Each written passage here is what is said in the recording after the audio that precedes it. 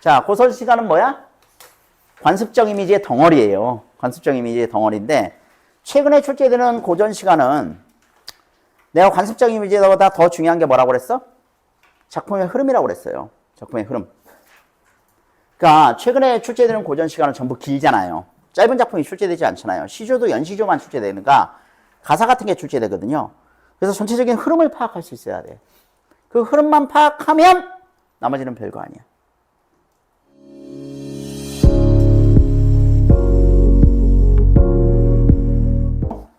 단가 6장이라는 이신희 선생님의 작품입니다. 이신희 선생님 작품. 단가 6장. 자, 먼저 작품을 좀 읽어보죠. 장부의 하월사업을 아는가 모르는가? 효제 충신밖에 하올 일이 또 있는가? 어집어 인도 사람의 도리에 하올 일이 다만 인가 하노라. 다만 이것뿐인가 하노라. 이런 얘기겠죠. 그럼 얘들아 핵심 하나만 잡아봐. 뭐니? 뭐? 이거밖에 더 있냐? 효제 충신. 효와 뭡니까? 충이 핵심이죠. 효와 충. 아랫사람이 윗사람에게 가지는 덕목은 효와 충이에요. 재와 신은 이제 아랫사람한테 가지거나 아니면 친구들끼리 가지는 그런 덕목이고, 이 사람이 이제 중시하는 덕목은 효제 충신인데 그 중에서도 효와 충입니다. 효와 충. 이 사람이 지금 유배를 왔어요. 유배를 왔는데 유배를 온 이유가 임목대비 폐기 사건 때문에 유배를 오게 됐습니다. 근데 사실 그 사건 사실 여러분들도 대충은 아실 거예요. 조선시대 여러 가지 사건들이 있다고 하더라도 사실 그 이면에는 명무가 다른 단가 싸움이 있었다는 거 정도는 다 아시죠? 그죠? 근데 이 사람은 문제가 뭐냐면 어떤 당파에도 속해 있지 않았어요. 그러면 임목대비 폐비 사건에 반대 가지고 지금 귀향을 온 거거든? 임목대비 폐비 사건에 반대한 이유가 뭐야? 당파적인 이유가 아닌 거죠. 뭐야? 진짜 이것 때문에. 그죠? 아무리 계모라고 하더라도 어머니 아닙니까? 어머니를 폐비시키다니 이럴 수는 없어요! 라고 했다. 왕이 너 유배. 하고 이제 간 거죠. 그죠? 그렇게 된 겁니다. 이게 순수한 사람이에요. 정말 효제 충신을 중시했던 사람이야. 그게 진짜 뭐라고 믿은 사람이야? 인간의 도리라고 믿은 사람이에요. 됐습니까? 그래서 1장에서는 이 사람의 지향이 드러난다. 이렇게 보시면 되겠죠? 이 사람의 지향이 드러나는 거고 그 지향이 바로 효제 충신이다. 이렇게 보시면 됩니다. 2장 읽어보겠습니다. 남산의 많던 소리 어디로 갔단 말인가? 혹시 남산의 상징성에 대해서 혹시 아세요? 이런 게 관습적 상징이거든요. 관습적 이미지. 너희 서울을 둘러싸고 있는 4개의 산 알죠? 남쪽에 있는 산이 남산입니다. 당연히 케이블카 있잖아. 그렇지? 서쪽에 있는 산이 인왕산. 동쪽에 있는 산이 낙산. 몰라? 이거 해가지고 요 4개의 산을 근간으로 해가지고 사대문을 만들잖아요. 정로전이 이런 식으로 이제 서울을 설계했지요. 그죠? 그리고 산마다 이제 상징성이 있는데 남산이 상징하는 말은 뭐냐면 요게 왕조의 수명이에요. 왕조의 수명. 이거 굉장히 중요한 산입니다. 그러면 남산에 많던 솔은 어떤 소나무를 얘기하는 거야? 어떤 나무를 얘기하는 거야? 요 소나무는 왕조의 수명을 지키는 나무예요. 왕조의 수명을 지키는 나무. 그러니까 충신이라고 생각해도 괜찮습니다. 알겠죠? 왕조의 수명을 지키는 나무가 바로 소나무다. 난 이후에 부군이 그다지도 놀래시고, 지금이 광해군 시대거든요. 광해군. 광해군 이전의 난이니까 뭡니까? 임진왜란을 얘기합니다. 임진왜란. 임진왜란. 너희 광해군이 누군지 몰라? 그 선조 때 그 왕자잖아요. 광해군. 자, 부군은 도끼입니다. 도끼. 임진왜란 이후에 도끼가 그다지도 날래시고 그 도끼로 소나무 다 잘렸다는 얘기죠. 그죠? 두어라 우로가 깊으면 다시 볼까 하노라. 우로는 이제 비와 이슬이에요. 비와 이슬. 비와 이슬이라는 것은 여기서는 어떤 상징적 의미를 가져? 소나무가 지금은 도끼로 전부 잘렸지만 나중에는 다시 소나무가 살 수 있겠죠. 그죠? 그때 환경을 깊은 우로라고 지금 설정을 해놓은 겁니다. 물론 나무는 다시 자랄 수도 있습니다. 근데 굉장히 오랜 시간이 걸리겠죠. 그렇죠? 요거는 이제 희망과 절망을 같이 가지고 있다고 보시면 돼요. 그죠? 다시 볼 수 있으니까 희망적이긴 한데 문제는 그 시간이 너무 길다는 점에서는 또 좀 절망적이기도 합니다. 이 두 가지 감정이 다 섞여 있는 게 이 장이다. 그래서 요거는 화자가 유배를 온 이유이면서 어떤 현실이라고 보시면 되겠죠. 현재 화자를 지배하고 있는 현실입니다. 됐죠? 자, 3장부터 미리 얘기를 해줄게. 3장부터 계절적 병역이 달라요. 얘가 춘, 얘가 하, 얘가 추입니다. 그리고 이거 6장에서 끝나거든요. 6장이 그럼 뭐겠어? 동입니다. 그래서 일단 내가 고전 시가에서는 흐름이나 맥락이 중요하다고 그래가지고 너희한테 그걸 강조했잖아. 흐름이나 맥락을 미리 정해주고 읽는 거야. 알겠지? 자, 그래서 여기서 딱 끊어버리고 뭐 가사로 얘기한다면 여기서부터 본사라고 보시면 됩니다. 가사로 얘기한다면 창밖에 새우 오고 뜰가에 제비나니. 새우 뭐니? 가랑비. 이 직역하면 가나다란 비인데 가랑비를 얘기합니다. 봄에 내리는 비죠. 뜰가에는 제비나니. 얘들아, 제비는 철새지. 우리나라에 언제 와? 당연히 봄에 오지. 언제 가? 가을에 가죠. 봄에 왔다 가을에 가는 그 새가 제비입니다. 적객. 적객은 이제 화자를 얘기합니다. 유배객을 얘기하는 거거든요. 적객의 회포는 무슨 일로 끝이 없어. 저 제비가 비비를 보고, 비자가 혹시 이게 무슨 비자인지 아니? 날비자죠. 저 제비가 날아다니는 것을 보고 한숨 겨우 하노라. 자, 그러면 여기서 적객, 화자와 요 제비와의 관계는 무슨 관계? 무슨 관계? 대조지요.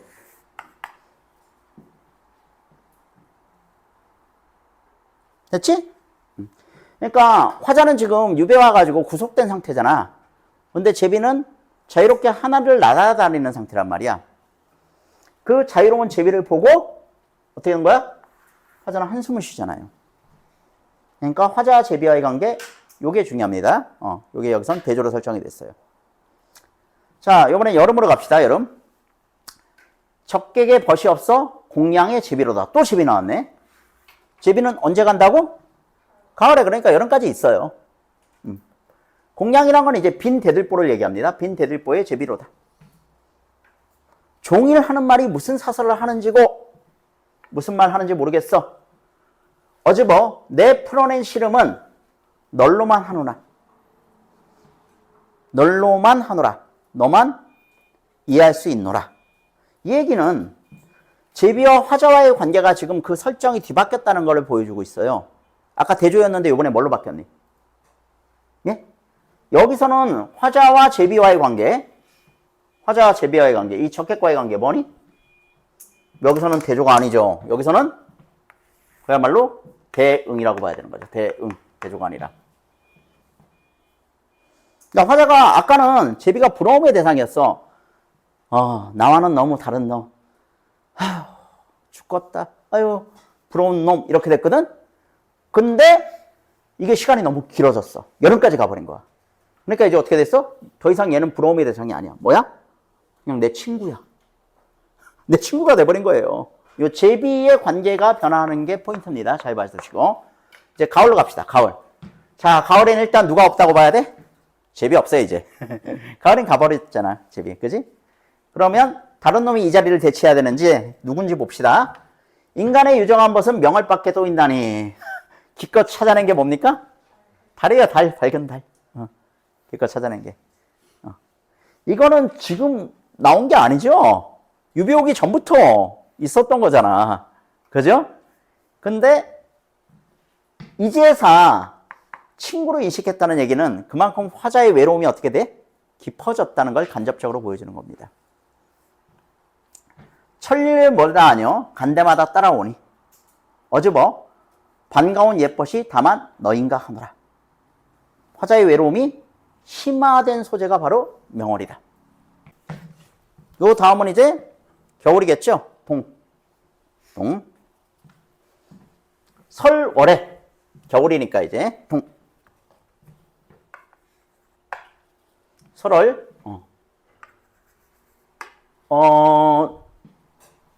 밝은 달이 눈에 비친 걸 우리가 설월이라고 하겠죠. 그죠? 설월에 매화를 보러 매화. 얘들아, 매화는 언제 펴? 모든 꽃은 봄에 피는데 어떤 놈들은 늦가을이나 겨울에 피는 놈도 있죠. 그 중에 한 놈이 매화입니다. 아시죠? 매화 딱 나오는 순간 고전문학에서는 거의 관습적으로 뭐가 따라다녀? 암향이 따라다녀. 암향. 알겠니? 그리고 그 배경으로는 항상 눈이 따라다녀요. 설중매. 매화의 아름다움을 가장 돋보이게 하는 배경이 뭐야?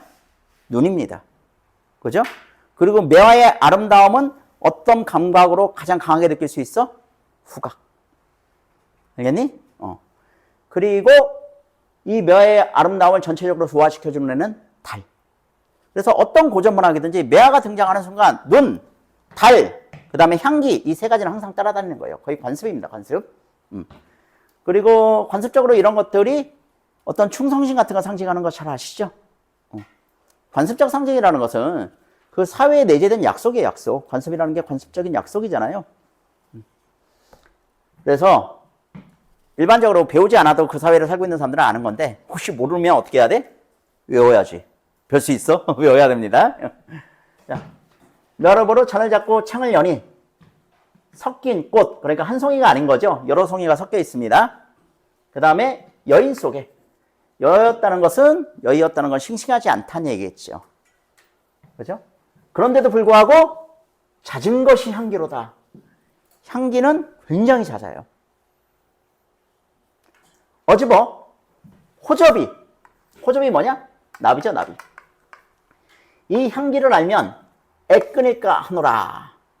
애 끊는 슬픔. 얘들아, 애가 뭐니? 너 애 순 우리말이잖아.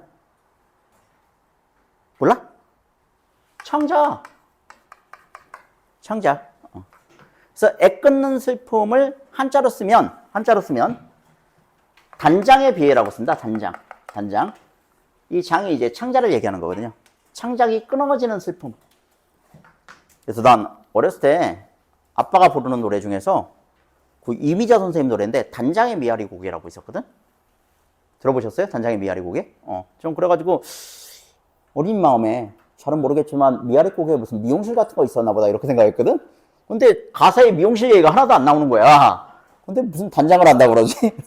나중에 내용을 보니까 이제 6.25 때 그 미아리 고개에서 많은 사람들이 이제 생이별을 한 거죠. 생이별. 이게 단장의 미아리 고개. 창자가 끊어지는 슬픔을 가진 미아리 고개. 이런 뜻이에요. 어렸을 땐 그걸 잘 몰랐죠.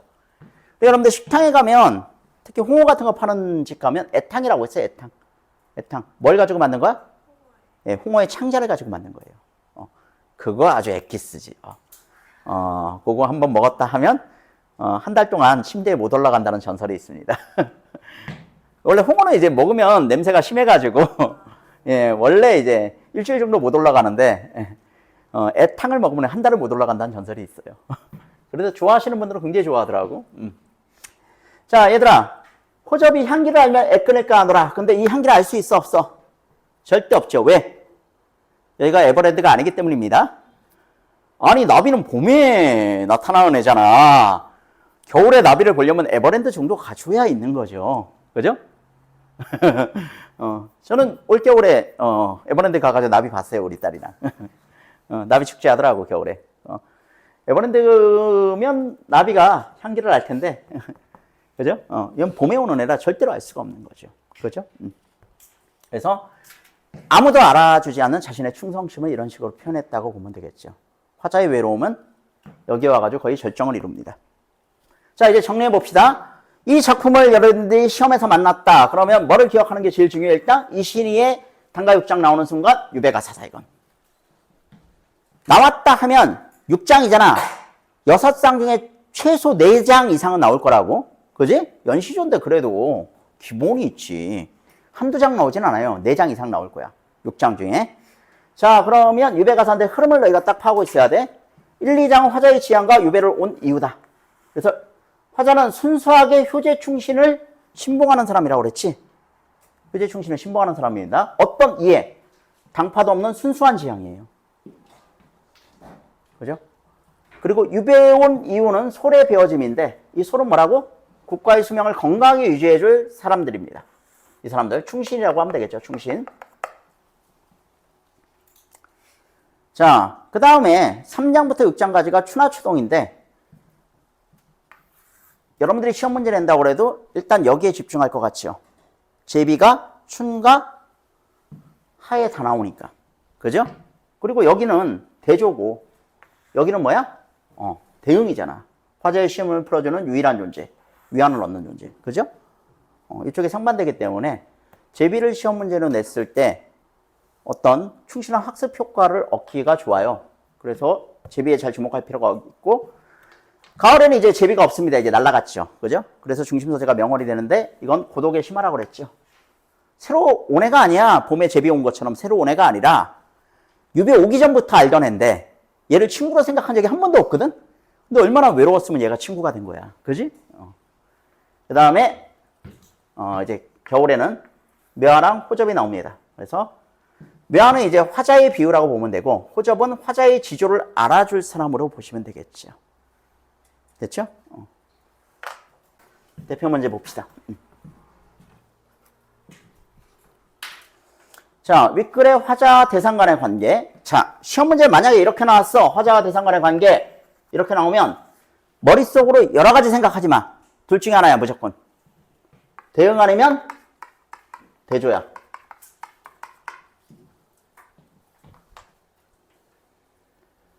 자, 화자 대상 간의 관계. 여러 가지가 있겠죠. 근데 입시에서는 선명하게 우리가 다뤄야 돼. 선명하게 다룰 때는 대응 아니면 대조예요. 그렇지? 입시에서는 섬세하게 가는 게 아니야. 선명하게 또렷하게 다뤄야 돼. 입시에서는 항상. 자, 북의 가와 가장 가까운 것은 자, 일단 시를 읽을 땐 제목부터 읽어야 됩니다. 백석 선생님의 정막강산이에요. 정막강산. 벌로 오면 논두렁에 물닭의 소리. 갈밭에 갈새 소리. 산으로 오면 산이 들썩. 산소리 속에 나 홀로. 벌로 오면 벌이 들썩. 벌소리 속에 나 홀로. 그러면 화자는 지금 나잖아. 대상은 뭘로 봐야 돼? 벌이죠. 이 둘 간의 관계는 지금 대응일 것 같니? 대조일 것 같니? 예? 아니, 벌이 들썩 하는 소리가 나요. 근데 나는 홀로 어떻게? 제목을 보세요. 제목. 홀로 정막하다는 얘기겠죠. 그러면 완벽한 대조잖아. 완벽한 대조. 그지? 그럼 얘들아, 완벽한 대조라고 딱 생각해요. 완벽한 대조라고 생각하면 자, 봅시다. 화자와 대상 간의 관계가 완벽한 대조를 이루고 있는 거 뭐니? 3장이었죠. 3장. 화자, 적객과 제비와의 관계가 대조였었잖아요. 요게 답입니다. 알겠죠? 그래서 3장을 답으로 하시면 됩니다. 3장을 답으로 하시면 되는데 요게 평가원 시험에 출제했을 때 정답률이 40%밖에 안 됐어요. 10명 시험 보면 6명이 틀렸어요. 그러니까 이게 쉬워 보여도 실제 시험에 나오면 그렇게 쉽지 않았던 문제가 된 거죠.